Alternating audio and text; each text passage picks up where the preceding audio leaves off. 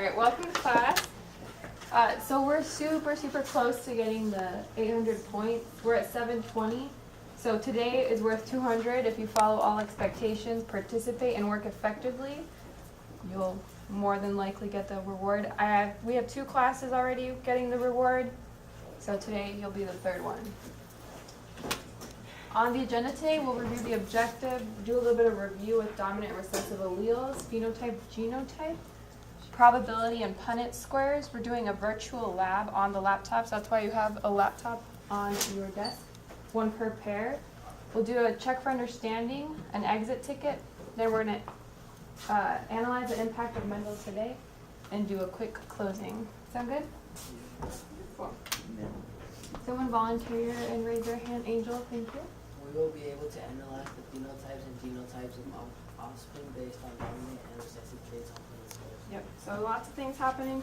Phenotypes, genotypes, dominant and recessive traits on Punnett squares. So to review, dominant alleles always show up, right? Yes. And then recessive alleles are always hidden. These are the traits that we inherit from our parents. A dominant allele is symbolized by a capital letter, for example, capital E. Recessive alleles are symbolized by lowercase letters, for example, lowercase e. Remember we watched this video a while ago? But it was, are your traits a dominant?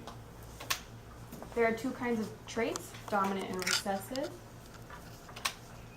The dominant trait overpowers the recessive. That's why if there's a dominant, we can only see the dominant, right?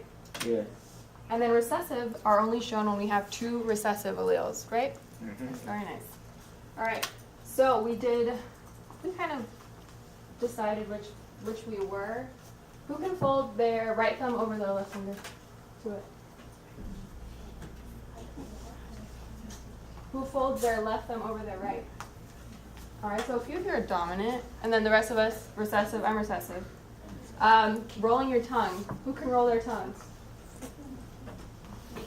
All right, I cannot. For the life of me, I cannot. I am recessive. I can't do it. Here, show me your. Man, you're dominant.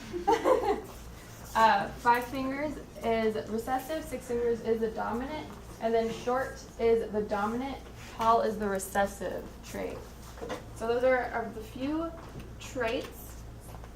Whether we get dominant or recessive depends on probability. All right? And you did probability 7th grade last year in Miss Mehta's class. For example, some of the questions might have been like, what is the probability of landing on the red, for example, on the spinner? Or what is the probability of landing on 5 when you roll a dice? Or what is the probability of landing on heads when tossing a coin? Right? You guys remember this? I know it was 7th grade, but